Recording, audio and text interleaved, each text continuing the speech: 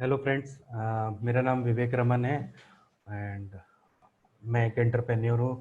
I am a co founder of regrowth.com and I am a strategic adviser and course creator of digi university. मैंने अपना business zero से start किया था और आज India की टॉप 5 कंपनीज में अपने सेक्टर में काउंट होता हूँ।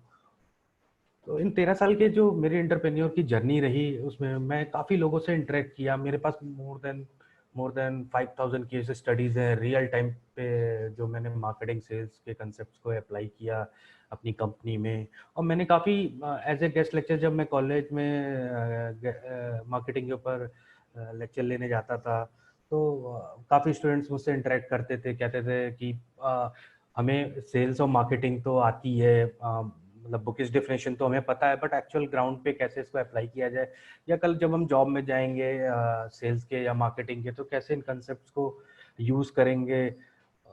सेकंड में काफ़ी काफ़ी बड़ा नेटवर्क है हमारा एंटरप्रेन्योर्स का, तो एंटरप्रेन्योर्स आपस में मिलते रहते हैं, डिस्कशन करते रहते हैं। तो एक कॉमन कंक्लूजन निकल के आया। काफ़ी एंटरप्रेन्योर्स से मुझसे पूछा कि मेरा बिजनेस तो काफ़ी अच्छा चल रहा है, बट मैं बहुत बड़े लेवल पे स्केल नहीं कर पा रहा हूँ। सेल्स मार्केटिंग को कैसे अप्लाई करूँ ताकि ज़्यादा से ज़्यादा कस्टमर एक्वायर हो सके और कंपनीज के अंदर रेवेन्यूज आ सके, कस्टमर एक्सपीरियंस को कैसे बेटर किया जाए। प्लस मैंने भी अपने ये जर्नी में देखा कि पूरे कंपनी का जो 60 to 70% कोर है वो सेल्स एंड मार्केटिंग में है। क्योंकि मार्केटिंग होगी, सेल्स होगा, तो कम कस्टमर एक्वायर होंगे, रेवेन्यूज आएगा और पूरी कंपनी रन होगी। इसका मतलब ये नहीं है कि एक और अदर डिपार्टमेंट्स यूजफुल नहीं होते हैं। ह्यूमन रिसोर्स के बड़े इंपॉर्टेंस वैल्यू होती है डिपार्टमेंट की, ऑपरेशंस की, और भी अलग अलग डिपार्टमेंट है। बट टोटल ओवरऑल देखे, कोर जो रहता है 60 70 अप टू 80% तक मार्केटिंग पे जाता है किसी कंपनी का। तो आज जो मैं आपके साथ में डिस्कशन करूंगा कि what is modern marketing. But इससे पहले मैं आप लोगों से एक रिक्वेस्ट करूंगा कि आप लोग, अगर आप स्टूडेंट है तो आप क्या कर सकते हैं, कोई प्रोडक्ट चूज कर सकते हैं, कुछ भी हो सकता है। एक प्रोडक्ट में सोप हो सकता है आपका, एक बॉटल्स हो सकती है, any product, it could be vegetables, any product जिससे आपको ये कंसेप्ट समझने में बहुत इजी हो। आप इस कंसेप्ट को एक्चुअली रियल टाइम पे प्रोडक्ट पे अप्लाई कर सकते हैं प्रैक्टिकल एप्लीकेशन के साथ में। जब मैं कॉलेज में था तो मैंने अपनी स्टूडेंट लाइफ में एक प्रोडक्ट पिक किया था, इंश्योरेंस। इंश्योरेंस के थ्रू मैंने सेल्स एंड मार्केटिंग समझने की कोशिश की थी। और रीज़न ये था इंश्योरेंस पिक करने का कि पैसे नहीं होते थे कॉलेज टाइम में इतने, तो कोई भी प्रोडक्ट खरीद नहीं सकते थे। तो इंश्योरेंस एक ऐसा प्रोडक्ट था जिसमें कोई इन्वेस्टमेंट नहीं होती थी, और ठीक है, सेल करने पे कमीशन भी मिलता था, तो आपकी पॉकेट मनी निकल के आती थी। तो पूरा कंसेप्ट मैंने कॉलेज टाइम में इंश्योरेंस के ऊपर सारे कंसेप्ट सीखे। प्लस जब मैं अपना खुद का वेंचर स्टार्ट किया, तो काफ़ी काफ़ी नॉलेज मुझे हुई सेल्स और मार्केटिंग की, क्योंकि रियल टाइम पे मैंने कई बार मोर देन 10,000 टाइम्स इस कंसेप्ट को अप्लाई किया, और कंपनी के रेवेन्यूज बढ़े, सेल्स बढ़ी। तो जो मैं आज कंसेप्ट आप लोगों को बताऊंगा, व्हाट इज मॉडर्न मार्केटिंग। सबसे इंपॉर्टेंट है फ्रेंड्स, मार्केटिंग या सेल्स कुछ भी समझने से पहले हमें दो चीज बहुत इंपॉर्टेंट है समझना, नीड एंड वांट। क्योंकि इसके इन एंड अराउंड आपकी पूरी मार्केटिंग सेल्स इसके इन एंड अराउंड रन करती है। आप यहाँ पे जैसे देख पा रहे हैं कि दो पिक्चर है, एक लेफ्ट में रोटी है और एक राइट में मैकडी का बर्गर है। सपोज मैं ऑफिस से आता हूँ और मुझे भूख लग रही होती है, या शाम को हम एक्सरसाइज करके आते हैं, हमें बहुत तेज भूख लगती है। तो अ, भूख लगने के बाद हमारे पास या तो ऑप्शन है कि या तो हम रोटी खा लें, या तो हम बर्गर खा लें, या फोन करके पिज्ज़ा मंगा लें, या स्विगी जोमेटो पे ऑर्डर करके कुछ भी डिफरेंट प्रोडक्ट मंगा सकते हैं खाने के लिए, क्योंकि हंगर है, भूख लगी हुई है। तो आप यहाँ पे देखिए, जो नीड की मैं बात कर रहा हूँ वो एक भूख है, hunger, that is basically a need. अब मैं आपको दूसरा एक एग्जांपल देता हूँ। Let's take an example. मुझे यहाँ से दिल्ली में हूँ और मुझे नोएडा जाना है। तो मेरे पास ऑप्शन है कि मैं मेट्रो से जा सकता हूँ, मेरी अपनी खुद की कार है उससे जा सकता हूँ, या पब्लिक ट्रांसपोर्ट यूज़ करूँगा, या आपका ओला उबर यूज कर सकता हूँ। तो जो ट्रांसपोर्टेशन है that is basically a need. अब हम देखें, हम अगर हम वांट की बात करें तो या तो हम रोटी खाएंगे, या हम बर्गर खाएंगे, या हम पिज्जा खाएंगे, दैट इज अ वांट। हम कैसे ट्रैवल करेंगे, हो सकता है हम ओला उबर यूज करें, ओला उबर यूज करें और अपने डेस्टिनेशन पे दिल्ली से नोएडा पहुंच जाएं, that is basically a want. Transportation का मोड चेंज हो गया, आपने मेट्रो से ट्रैवल नहीं किया, आपने पब्लिक ट्रांसपोर्ट यूज नहीं किया, और आपने क्या कहते हैं ओला उबर को चूज किया। अब आप ये देखिए कि मार्केटर ने आपकी नीड को वांट में कैसे कन्वर्ट किया। जो आपका चॉइस था रोटी खाने का या बर्गर खाने का या पिज्जा खाने का, वो मार्केटर ने आपके चॉइस को अपनी तरफ डाइवर्ट किया, और डाइवर्ट करके उसके प्रोडक्ट को सेल किया उसने। That is basically a want. अब आपने ओला उबर यूज किया, क्यों यूज किया? क्योंकि आपकी गाड़ी बहुत क्लीन होती है, अफोर्डेबल प्राइसिंग होती है, आपको ड्राइव करके नहीं जाना होता, आप अपने फ्रेंड्स के साथ ताकि एंजॉय कर सको, आपको थकान नहीं होगी, तो आपने ओला उबर को चूज किया। तो वो मार्केटिंग प्रोसेस के थ्रू आप उस प्रोडक्ट को आपने परचेस किया या यूज किया। तो जो पूरी स्टोरी है सेल्स मार्केटिंग, मॉडर्न मार्केटिंग की, वो इसके इन एंड अराउंड चलती है। तो आपने अभी भी, मैंने आपको जैसे पहले बताया था कि आप एक कोई प्रोडक्ट चूज करिए, या बिजनेस में आपका ऑलरेडी एग्जिस्टिंग प्रोडक्ट है, तो आप इसको डिफाइन करने की कोशिश करिए कि नीड और वांट में आपका प्रोडक्ट कैसे ब्रेक हो रहा है। एग्जांपल, मैंने आपको जैसे अभी यहाँ पे रोटी और ट्रांसपोर्टेशन, हंगर के बारे में बताया। अब हम आएंगे कि what is exactly difference between sales and marketing. ये बहुत बड़ा डिस्कशन रहा है हमेशा कि सेल्स और मार्केटिंग के बीच में डिफरेंस क्या होती है। अब हम देखते हैं कई बार कि हम मार्केटिंग को ही सेल्स समझने लगते हैं, सेल्स को ही मार्केटिंग समझने लगते हैं। हम कुछ चीज़ सेल करके आते हैं और अपने बॉस से बोलते हैं कि आज हमने इतना प्रोडक्ट सेल कर दिया है, या दूसरे दिन आते हैं तो हम ये बोलते हैं कि आज आज सेल्स बहुत कम हुई है, तो बॉस बोलता है तुमने मार्केटिंग अच्छी नहीं की है, इसलिए आज तुम्हारा सेल्स बहुत कम हुई है।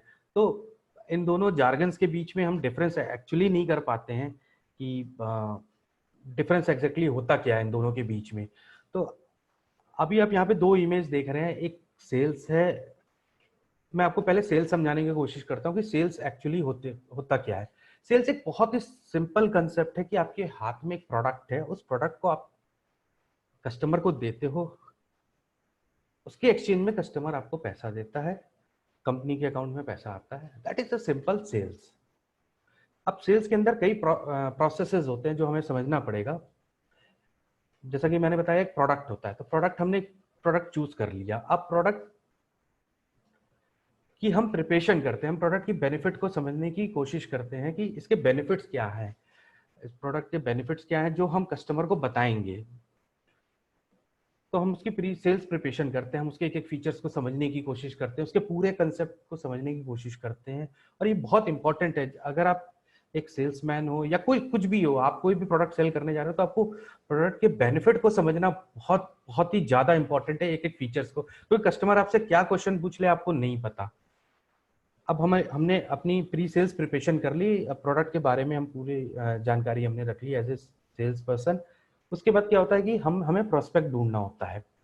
प्रोस्पेक्ट क्या होता है कि अब उस प्रोडक्ट को खरीदेगा कौन। मैं आपको एक एग्जांपल देता हूँ, लेट्स टेक एन एग्जांपल। मैं 1 BHK का एक घर बेच रहा हूँ, और अब उसका कस्टमर कौन होगा, उसको खरीदेगा कौन। अब मैंने 1 BHK की पूरी स्टडी कर ली है, पूरी प्री सेल्स प्रिपरेशन कर ली है कि इसकी लोकेशन क्या है, इसकी प्राइस क्या है, 20 लाख का है, 25 लाख का है, कौन से फेसिंग के फ्लैट है, ये किस फ्लोर पे ये फ्लैट है, इसका ये क्या कहते हैं, इसमें क्या क्या क्लब हाउस रहेंगे, पार्क होगा कि नहीं होगा। तो वो सारे बेनिफिट्स मैं उसके पढ़ लेता हूँ, और मेरी वो पूरी प्रिपरेशन हो जाती है। अब उसके बाद अब मैं ये सोचता हूँ कि ये मैं प्रोडक्ट किसको बेचूंगा 1 BHK। तो प्रोस्पेक्ट मैं ढूंढता हूँ, तो प्रोस्पेक्ट जनरली 1 BHK का होगा जो कि एक हैंडसम 35-40,000 रुपीज सैलरी कमा रहा होगा, वो खरीद सकता है क्योंकि उसकी परचेजिंग पावर होगी। तो मैंने प्रोस्पेक्ट भी ढूंढ लिया। अब मैं उसको अप्रोच करूंगा कि अब अप्रोच करने के कई तरीके हैं, या तो मैं उस प्रोडक्ट को अपने वेबसाइट पे डालूंगा, या इधर उधर लिस्ट करूंगा, गूगल में डालूंगा, या डायरेक्ट फोन कॉल करके उससे बात करूंगा, मेरे को कहीं से डेटाबेस मिल गया तो वो एक उनको अप्रोच करने का एक तरीका है कि उनको अप्रोच किस प्रोसेस से हमने किया है। फिर मैं अपने प्रोस्पेक्ट से मिलता हूँ जाके, जब वो मुझे टाइम देता है या अपॉइंटमेंट देता है या मैं ऑनलाइन भी कन्वर्सेशन कर रहा हूँ, तो मैं अपने प्रोडक्ट के बारे में उसको एक एक चीज बताऊंगा कि सर ये लोकेशन बेस्ट लोकेशन है, यहाँ पे ये नियरेस्ट मेट्रो है इस फ्लैट के पास में, यहाँ पे आपको क्लब हाउस की फैसिलिटीज मिलेंगी, आपके घर का साइज ये है, बेडरूम का साइज ये है, आप उसको सारी बेनिफिट्स उसको बताते हो। अब उसकी जो नीड होती है वो आप उसको समझाने की कोशिश करते हो, तो वो उसके ऑब्जेक्टिव आप ओवरकम करने की कोशिश करते हो। उसके बाद ऑप्शन बचता है कि वो सेल क्लोज हो जाती है। अगर सेल क्लोज हो जाती है, कॉन्ग्रेट्स। अगर सेल क्लोज नहीं होती है तो हम क्या करते हैं, उसको फॉलो अप करते हैं उस लीड से। फिर हम दोबारा बातचीत करेंगे, उसको दोबारा अप्रोच करेंगे, दूसरी बार टाइम लेंगे, फिर आएंगे, प्रोडक्ट बेनिफिट समझाएंगे। तो that is a follow up. So ये एक सिंपल सेल्स होता है। आप जैसे राइट हैंड साइड इमेज में आप देख रहे हो कि दो लोग खड़े हैं। एक एक लेडी है जो फर्नीचर बेच रही है, एक एक एक और बायर है जो उससे फर्नीचर खरीद रहा है और उसको पैसे दे रहा है। तो ये सिंपल एक सेल्स हो गया।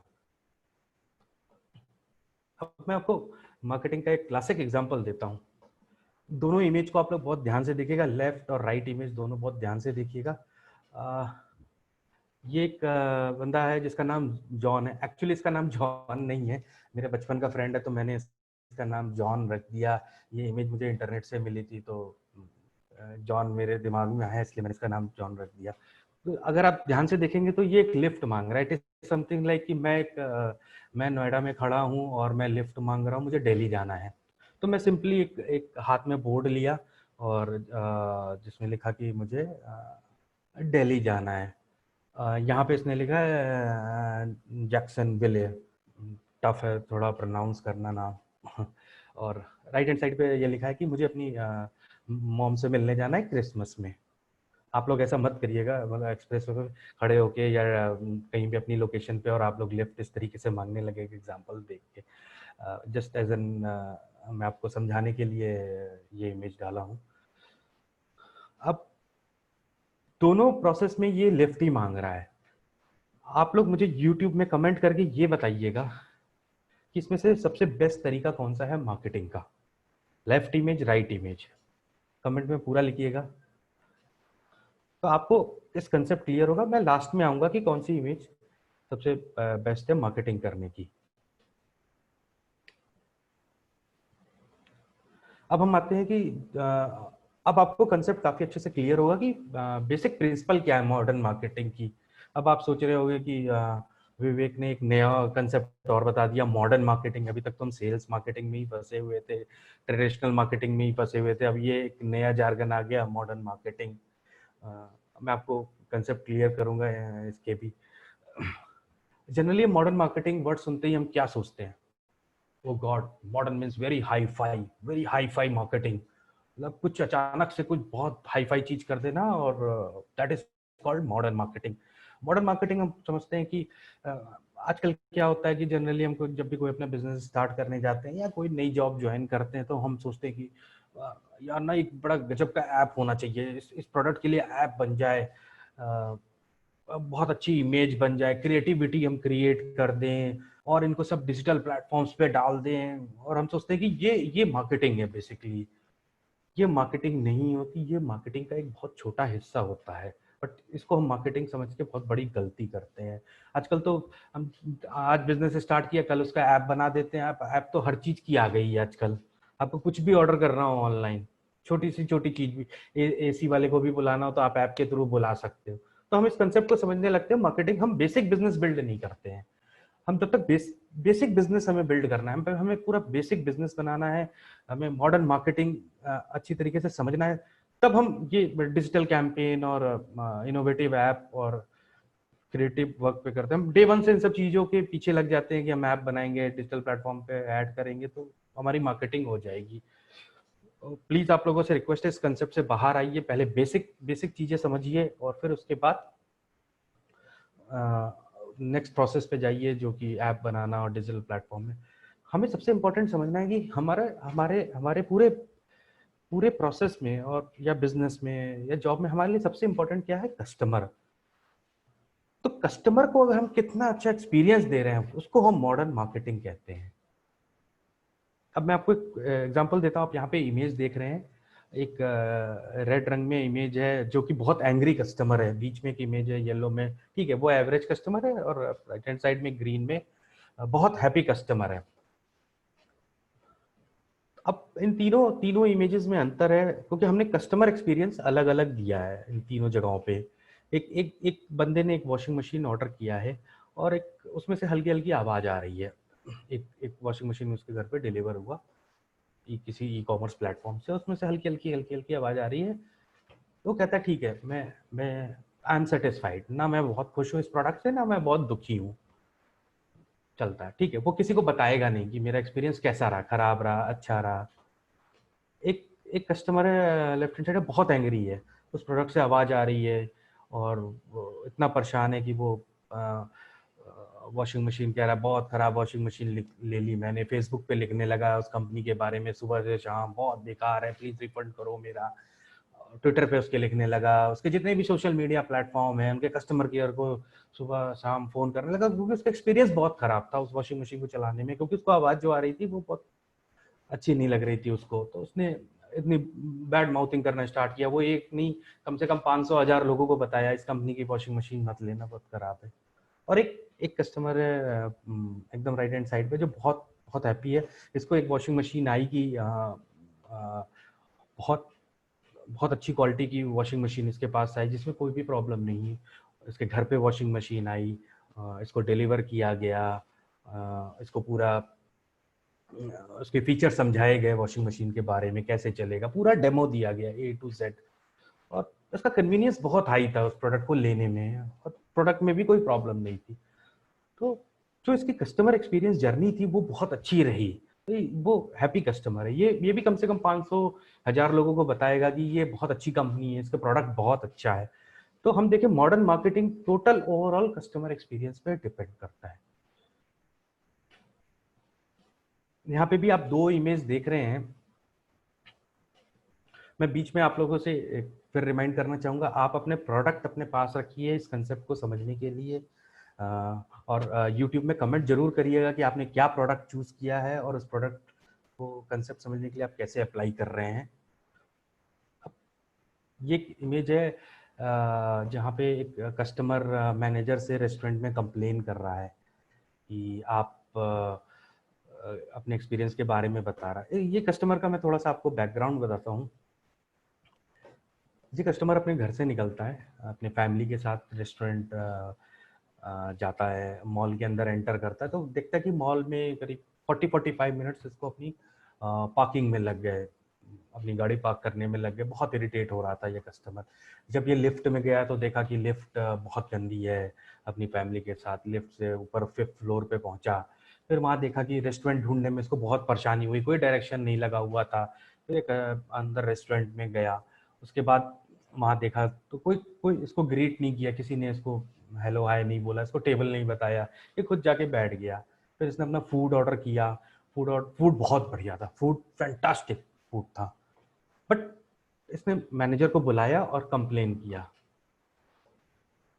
अब इसने ये कंप्लेन किया कि फूड बहुत अच्छा था, बट लेकिन जो इसको प्रॉब्लम्स हुई पार्किंग की, रेस्टोरेंट ढूंढने में, लिफ्ट बहुत गंदी थी, वो इसका एक्सपीरियंस बहुत खराब रहा।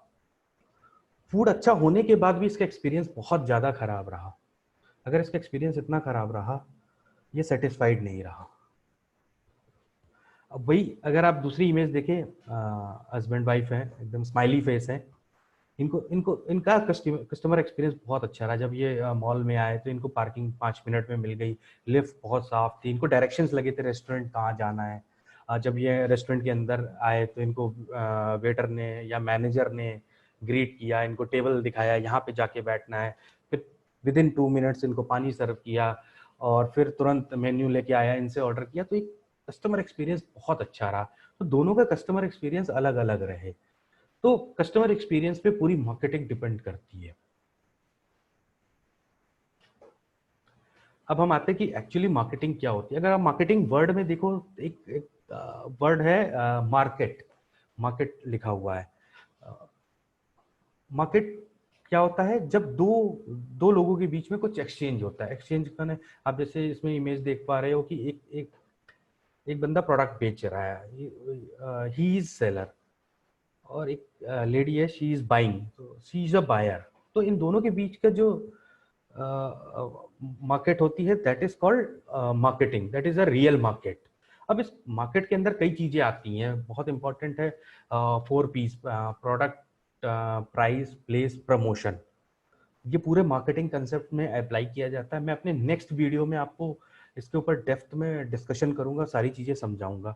बट एज ऑफ नाउ हम अपने दिमाग में इसको रखते हैं कि ये 4 पीस बहुत इंपॉर्टेंट है।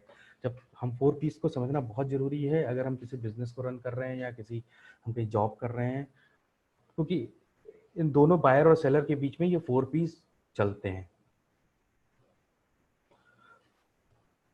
सबसे इंपॉर्टेंट जो पूरा बेस है मार्केटिंग का 4 पीस समझने से भी पहले, सेगमेंटेशन, टारगेटिंग, पोजिशनिंग, जिसका शॉर्ट फॉर्म है STP हम इसे कहते हैं, ये कंसेप्ट समझना बहुत जरूरी है।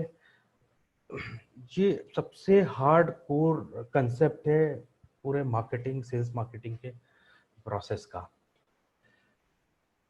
आप जैसे यहाँ पे 3 इमेज देख पा रहे हैं: segmentation, targeting, positioning. Segmentation basically हम किस मार्केट को केटर कर रहे हैं, टारगेट हमारा ऑडियंस कौन है, मेल है, फीमेल है, यंगस्टर है। पोजीशनिंग, हम अपने ब्रांड को पोजीशन कर रहे हैं ताकि वो हमें बार बार रिकॉल कर सके। तो हम किस प्रोसेस के थ्रू अपने कस्टमर से रिलेशनशिप डेवलप कर पा रहे हैं।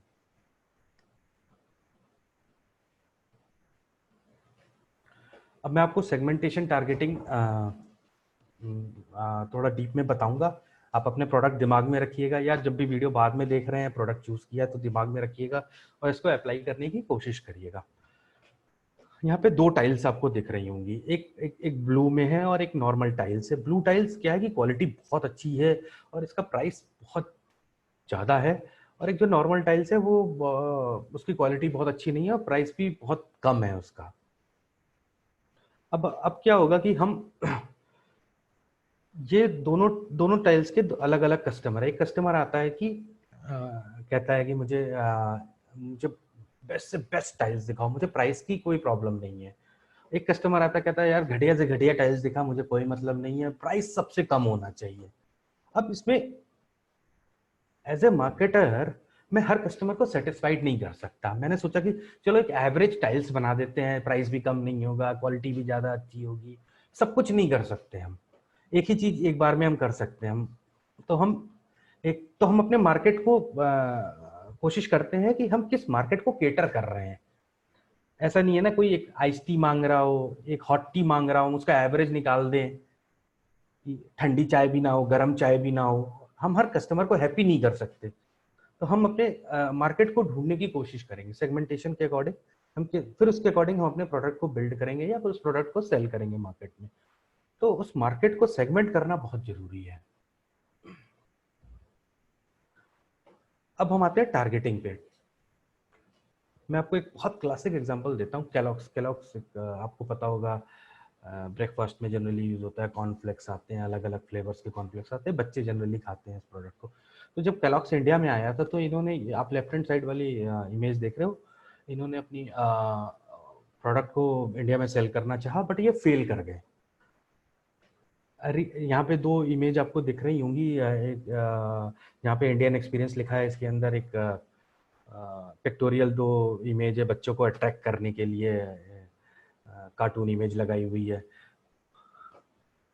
जब इस प्रोडक्ट को ये लेके आए इस लेफ्ट हैंड इमेज के साथ में इंडियन एक्सपीरियंस, तो ये फेल करने का सबसे बड़ा कारण क्या था कि ये बच्चों को टारगेट कर रहे थे, ये बच्चों को हैप्पी करना चाहते थे ये इमेज दिखा के कि प्रोडक्ट बच्चे खरीदेंगे।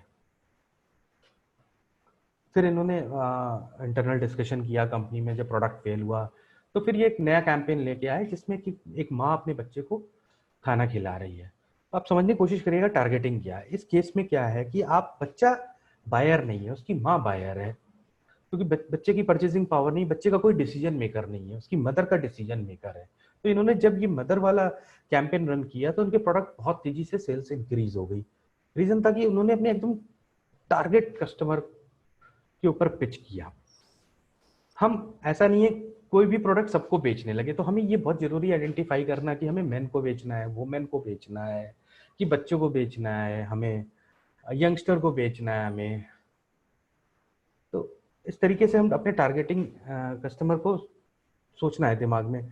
ऐसा नहीं है कि मैं एक म्यूचुअल फंड बेच रहा हूँ। म्यूचुअल फंड में जनरली हम कहते हैं कि 10 साल का इन्वेस्टमेंट होना चाहिए, लॉन्ग टर्म होराइजन होना चाहिए, तभी आपको रिटर्न बहुत अच्छा मिलेगा, 3 टाइम्स 4 टाइम ऐसा मिलेगा। और मैं एक 85 ईयर्स के ओल्ड एज बंदे को बेच रहा हूँ, कह रहा हूँ सर 10 साल में आपको रिटर्न बहुत हाई मिल जाएगा। May be he is not interested, is not my right target audience, क्योंकि उसकी एज बहुत हो चुकी है। तो वो बहुत शॉर्ट टर्म में 1-2 साल में देख रहा है कि जिसमें पैसा एफडी में डालेगा या उधर डालेगा। तो हमें अपने टारगेट को आइडेंटिफाई करना है, अलग अलग फैक्टर्स देख के, मैन वुमेन, रहता कहाँ पे है वो, उसकी परचेजिंग पावर कितनी है, कहाँ जॉब करता है, एकदम यंगस्टर है, यंगस्टर के लिए अलग प्रोडक्ट होता है। तो जब हम पहले हमने मार्केट को सेगमेंट करने की कोशिश की, फिर हमने अपना टारगेट निकाला, तो ही हम अपने प्रोडक्ट को बहुत ईजिली सेल कर पाएंगे। मैं आपको इसका एग्जांपल देता हूँ। मैंने म्यूचुअल फंड के भी थ्रू आपको समझाया है। एक रिग्रॉप एक कंपनी है, इंडिया की biggest real estate tech company है। ये लग्जरी प्रॉपर्टी बेच रही है। ये रियल पिक्चर है लेफ्ट हैंड साइड पे। ये जेपी ग्रीन्स है, ग्रेटर नोएडा में। यहाँ पे 1 BHK 1.5-2 करोड़ के हैं, और काफ़ी ब्यूटीफुल प्रॉपर्टी है। क्लब हाउस है, गोल्फ कोर्स है, हेलीपैड्स हैं। और यहाँ पे एक राइट में एक बहुत रिच आदमी है, वो इज 75 ईयर ओल्ड। अब मैं एक सेल्समैन हूँ, मैं सोचा यार ये ना बड़ा अमीर आदमी है, ये तो ले लेगा, 1 BHK ले लेगा ये, है ना। और मैं इसको ऐसे इन्वेस्टमेंट बोलूँगा, रिच आदमी है तो ये हमेशा दिमाग में ये सोचता होगा कि मुझे अपने पैसे को मल्टीप्लाई कैसे करना है। और या मैं अपने, मेरे खुद के अपने थॉट होंगे कि रियल एस्टेट से ही आदमी बहुत बड़ा बना है, और ये बंदा ज़रूर बहुत इंटरेस्टेड होगा इस प्रॉपर्टी को लेने में, क्योंकि इसके लुक से लग रहा है कि रियल एस्टेट में काफ़ी इन्वेस्टमेंट कर चुका है, बड़ा रिच गाई है। तो मैं इसके पास जाता हूँ और बोलता हूँ कि सर ये प्रॉपर्टी 1 BHK 1.5 CR की और 1.5 करोड़ की आप खरीद लो, और ये इन्वेस्टमेंट आपका 4-5 टाइम्स रियल एस्टेट 8-10 साल में हो जाएगा। तो फिर अगर हमने वही म्यूचुअल फंड वाली प्रॉब्लम यहाँ पे देखी कि आप इसकी एज को देखो, 75 ईयर ओल्ड एज है, 85 ईयर्स में इसका पैसा 5 टाइम्स होगा। इसके दिमाग में हो सकता है ये चीज ये ना सोच रहा हो सकता है अगर यही प्रोडक्ट मैं 40-45 ईयर्स के बंदे को बेच रहा होता और उसको बोलता कि 10 साल में आपका पैसा 4-5 टाइम्स हो जाएगा, तो वो हो सकता है इन्वेस्ट करे इसमें। तो टारगेटिंग समझने के लिए बहुत इंपॉर्टेंट है कि उसको खरीदेगा कौन। तो आप उसको डिवाइड करने की कोशिश करिए, उसके एज से, उसके जेंडर से, उसकी लोकेशन से। काफ़ी फैक्टर्स होते हैं जिस पे आप उसको डिवाइड करने की कोशिश करिए।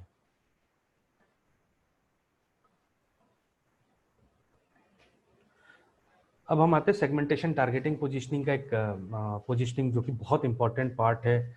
हम अपने प्रोडक्ट को कैसे पोजीशन कर रहे हैं एज ए ब्रांड मार्केट में, ताकि कस्टमर उसको हमेशा याद रखे और वापस बार बार हमारे पास में आए। मैं मैकडी का एग्जांपल लेता हूँ। मैकडी बड़ा कॉमन एग्जांपल है। हर कोई मैकडी में जाता है, बर्गर जरूर खाता है, क्योंकि यहाँ हर प्राइस रेंज के बर्गर होते हैं।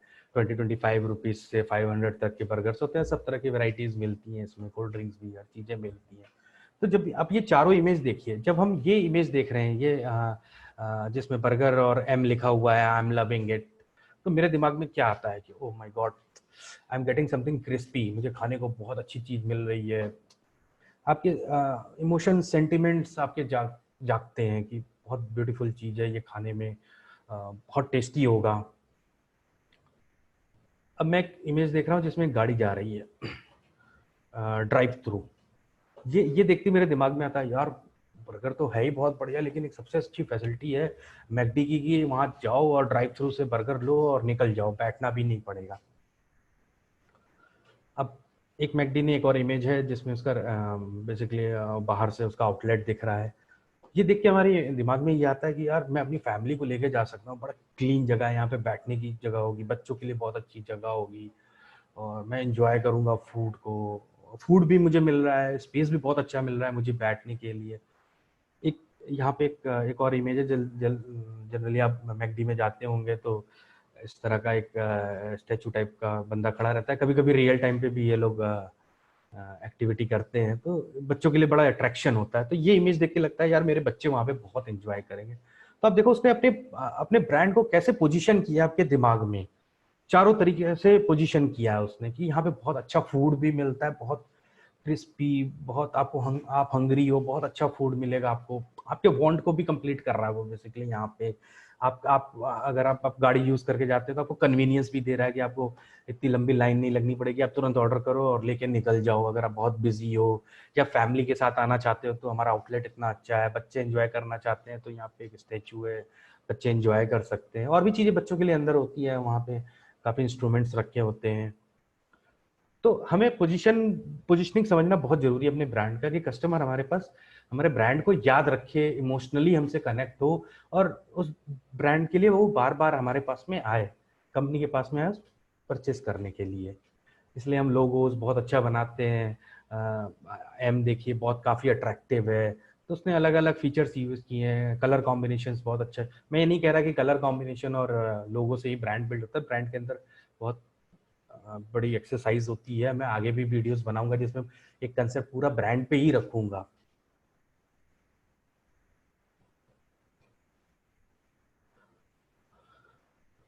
मैं आपको ये एक वीडियो दिखा रहा हूँ।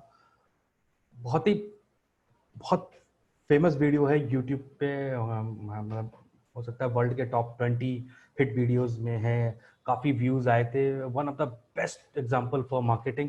और वीडियो देखने के बाद में आप लोग सोच समझने की कोशिश करिएगा कि जो मैंने पहले बताया है, sales, marketing, segmentation, targeting, positioning, brand, कैसे इस वीडियोस के थ्रू कम्युनिकेट करने की कोशिश की गई है।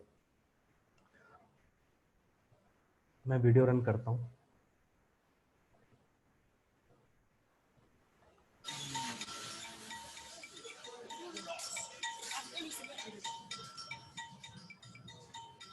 चले चले, the girls are coming.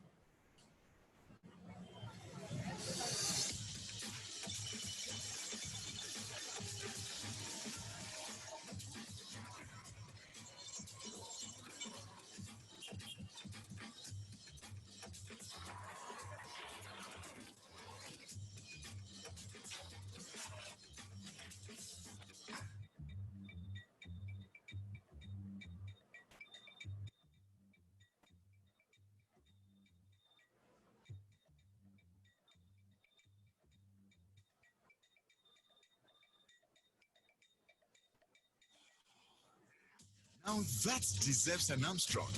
A fresh new blend of spirits, malts and hops.